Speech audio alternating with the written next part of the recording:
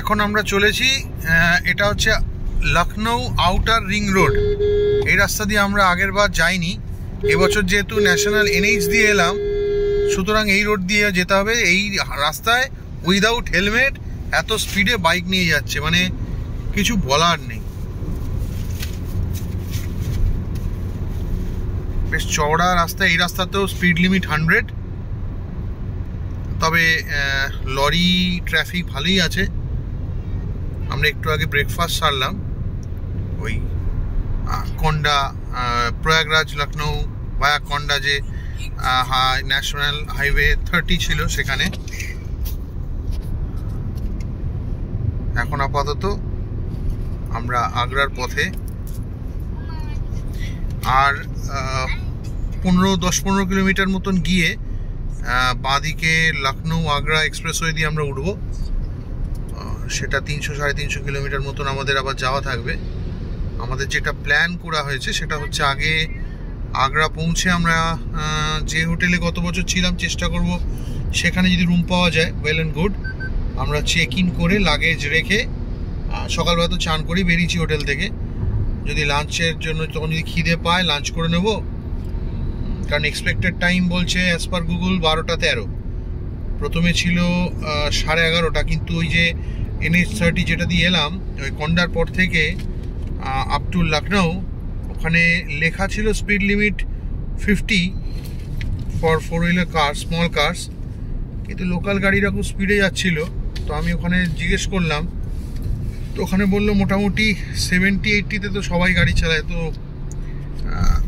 আমিও মোটামুটি 70 স্পিডেই চালালাম। 70 স্পিড তো একটা হাইওয়েতে চলতেই পারে ফাঁকা রাস্তায়, জানি না, এখনো তো কোনো চালান আসেনি। তো সেটা করে আমরা এই লখনৌ আউটার রিং রোডে আপাতত এসে উঠেছি। লাস্ট ইয়ার স্পিতি ট্রিপে যে 3টে মেন এক্সপ্রেসওয়েতে চালিয়েছিলাম, পূর্বাঞ্চল এক্সপ্রেসওয়ে, লখনৌ আগ্রা এক্সপ্রেসওয়ে, তারপরে আপনার যমুনা এক্সপ্রেসওয়ে, আর হচ্ছে ইস্টার্ন পেরিফেরাল, চারটে যে এক্সপ্রেসওয়েতে চালিয়েছিলাম, এই মুহূর্তে এই রাস্তায় চালাতে গিয়ে কিছুটা সেরকমই মনে হচ্ছিল, একই রকম রাস্তার কোয়ালিটি, মানে গর্ত টর্ত কিছু নেই, স্পিড লিমিটও 100, আরামসে গাড়ি চালালে চলে যাওয়া যাবে, কোনো ব্যাপার না।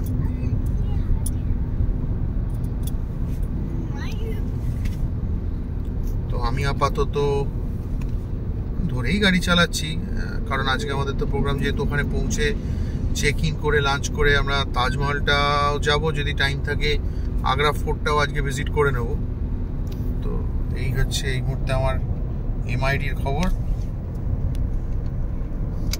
মোটামুটি মাইলেজ 21.4 পাচ্ছি, স্পিড ওই 90 মতন, একটু আগে 85-এ চালাচ্ছিলাম, ভালোই লাগছে চালাতে।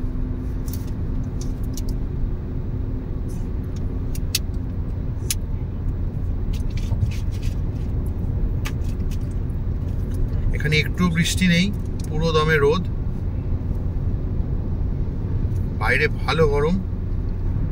এখন বাজে সকাল 8:01, কিন্তু বাইরে রোদ দেখে মনে হচ্ছে না যে সকাল 8:01, মানে আমাদের ওখানে বেলা 11টার দিকে যেরকম রোদ্দুরটা থাকে 11টা-12টা, সকাল 8:01 এখন এখানে সেরকমই লাগছে।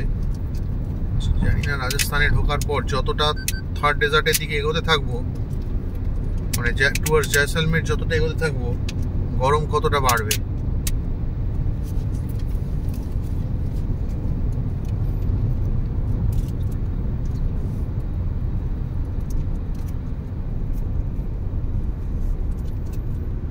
রোড কন্ডিশনটা কিছুটা এরকম।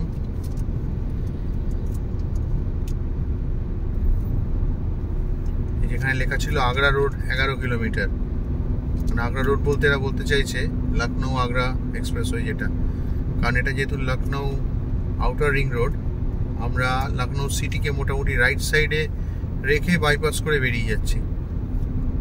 এই রোডটা আমরা আগের বার পাইনি, এবারে যেহেতু NH 19 ওই দিক থেকে প্রয়াগরাজ হয়ে 1930 দিয়ে আমরা এইদিকে আসছি, তো সেই জন্য এই রাস্তাটা পেলাম, ভালো রাস্তা।